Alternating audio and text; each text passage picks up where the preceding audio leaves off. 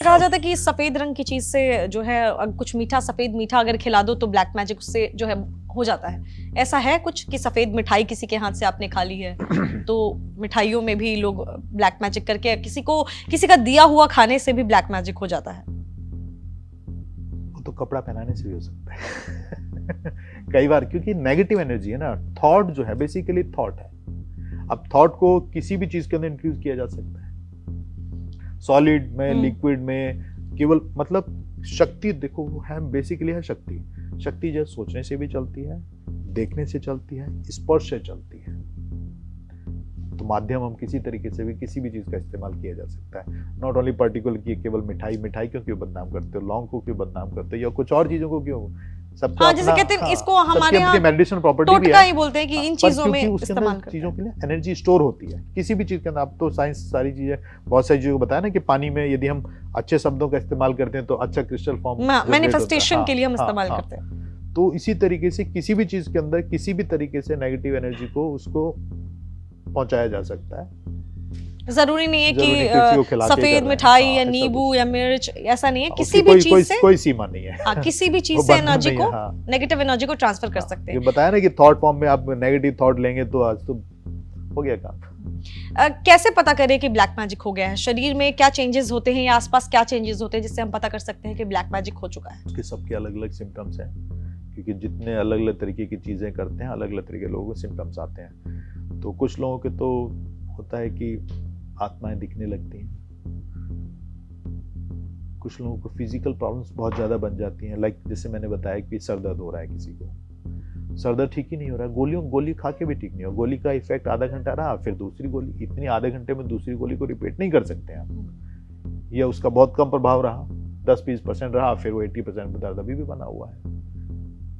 तो ऐसे बहुत सारे गुरुओं को लोग लॉकेट पहन के रखते हैं, लॉकेट हटाते हैं, दर्द खत्म हो जाता है। और कई बार क्या होता है, जैसे कि ब्लैक मैजिक है, ब्लैक मैजिक नेगेटिव एनर्जी है साथ में। Not only black magic, negative energy के कारण भी। एक ने स्टोन पहना हुआ था किसी ने, गोमेद। मैं एरोसिटी में था मैं, तो मेरे को बोलने लगे ऐसे ऐसे, बोले इसका कुछ परमानेंट इलाज हो जाए तो अच्छा है। एडी में दर्द था, यंग पर्सन जो है, करीब जो है 32 की एज थी उस लड़के की। तो मैंने देखा, डायग्नोस किया, मैंने कहा अच्छा इस अंगूठी को निकाल दो जरा, कि क्यों पहनी है हमें बताओ। बोले प्रॉस्पेरिटी के लिए पहना है मेरे को पंडित जी ने। मैं कहा अच्छा ठीक है, मैं कहा इसको निकाल दो जरा एक मिनट। उसको निकाला, उसका 95% जो है हील पेन खत्म हो गया था। लेकिन एस्ट्रोलॉजी में तो हम जो रत्न देते हैं या जो पहनाया जाता है वो तो उनको उनके किसी प्लैनेट को बैलेंस करने के लिए दिया जाता है। देखो, वो प्लैनेट को बैलेंस करने के लिए दिया जाता है।